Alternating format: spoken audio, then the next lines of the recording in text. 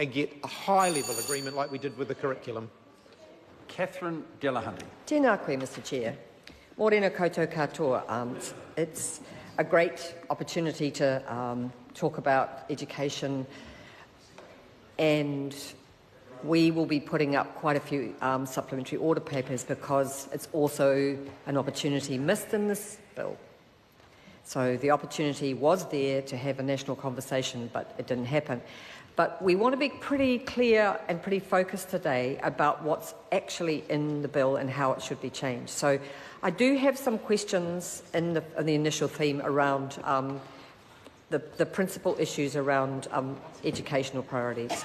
And I have got some very, very serious concerns, as has been mentioned already, that we were presented by the Ombudsman and the Children's Commissioner and the United Nations UNICEF organisation about this bill, and at this core part, at this core theme, not having any child voice there. And that is seen as backward and deleterious by our select committee. So it doesn't look good that we didn't talk with children. And in the Victorian era, children had no say over their education, but this is the 21st century, and there are well-established, sophisticated, meaningful, quality opportunities to develop relationships with children and young people on education. And I myself have been involved in those, and this bill, with its importance, which we believe it's important, very important, didn't do. So my question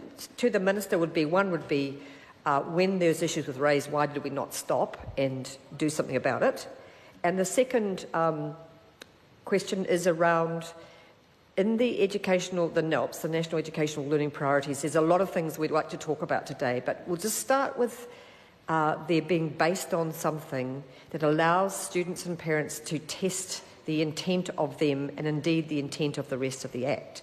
And so I have an SOP about Clause 4, which talks about the United Nations Conventions and the New Zealand Disability Strategy, because most other countries, if they're reviewing their fundamental piece of education legislation, have talked about this, and other countries have introduced a child rights approach based on the conventions that country has signed up to. So I guess I'd like to know why the government wasn't prepared to at least put UNCROC, United Nations Rights of the Child, into the bill. Why the government was not prepared to at least put in the New Zealand Disability Strategy, which is a test, and given what we went through with the inquiry, there are a huge number of issues around disability and how it's being implemented to empower children with learning differences in schools. Why there is no mention at this part of the Act on the United Nations Convention on Persons with Disabilities. Why there is no mention of UNDRIP, the United Nations Declaration on the Rights of Indigenous People. Because our children are in all of these categories. CEDAW, the Convention on the Elimination of Discrimination Against Women, the importance of gender in the education system. So this country goes through these laborious international processes so that national domestic law can be informed by our overarching commitment. And education, one of the most important sectors in terms of laying out what we expect for our children and the future of the country, should have included those. So we will be talking more about other aspects of the learning priorities, but I just wanted to start by saying this is an opportunity lost, and it was not noted by submitters that we have failed to enshrine child rights. We have failed to enshrine them. And this Act was this amendment of the Education Act was a perfect opportunity to do that. We have other issues around the National Education Learning Priorities. So they're framed very much in terms of what will be instilled into the child. It's an interesting framing, the idea that we're there to instill things into children. I think that it's probably well-intentioned in that we want our children to share values that are important, and there's some good values in the National Education Learning Priorities that I do not disagree with. But the way it's framed, it's very much about the individual child. Now, the education system is a collective experience of socialisation and learning. And, Mr Chair, Catherine Delahunty. and the more that we focus on the individual child being instilled without looking at the collective context of education, we go down a dead end. And I feel as if we'd had the national conversation, this is what would have come through. Because parents, students, teachers organisations and professionals are very much aware of the social aspect of education rather than the commodification, the idea that it's a consumer product that each child needs to either be instilled with or be satisfied as a customer. So we also believe that the National Education Learning Priorities could have some things added to it. And one of them that I'm also suggesting in an SOP is around the concept of equity.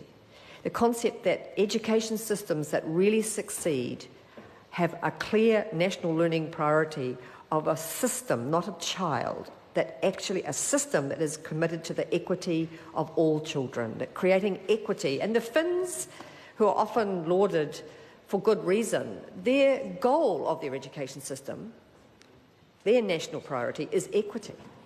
And when equity is your goal rather than achievement, however that's defined, the result is that the resources and the approaches are very much focused on making sure that every child gets what they need, not to be equal, but to be equitable, because children have different needs.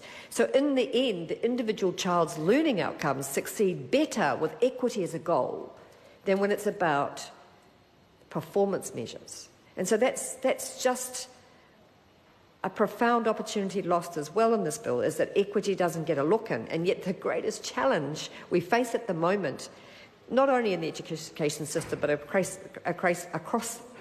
our whole social framework, is inequality. And so this is why in the National Education Learning Priorities we would be very keen to see equity.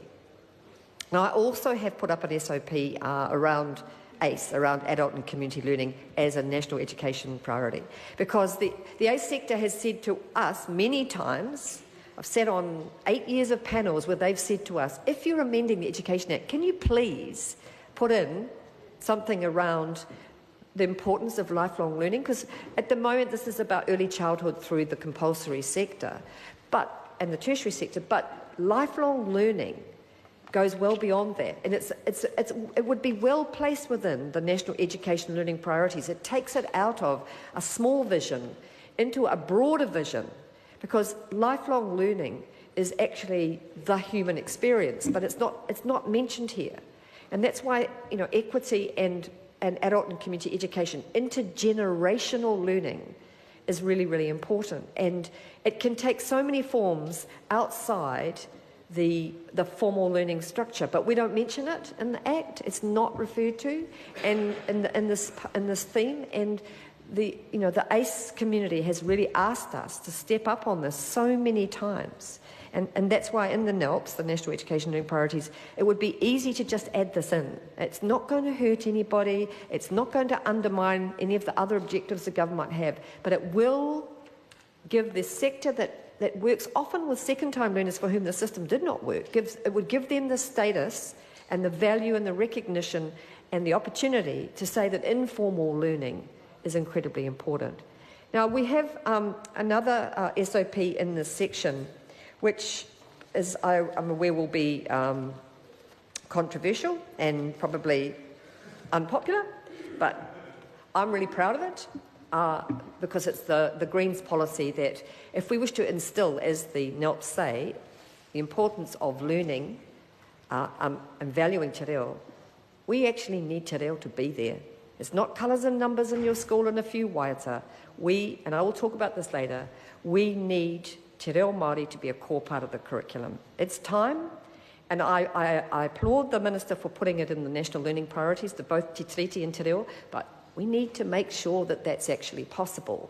And just to talk about it with no additional mechanism to actually move this whole debate to where it needs to be is another opportunity missed. And, you know, some young people from my rohe, some of the few that actually attended the select committee, Te Mata Rangatira, a wonderful group of rangatahi, came and they said, we just want to learn te reo. We want to learn it at school. Our parents missed out, and we want to learn this as part of our core curriculum. Thank you, Mr. Speaker. Before I call Tracy Martin, there's a couple of points that I should make, just to make it absolutely clear about the way this debate works.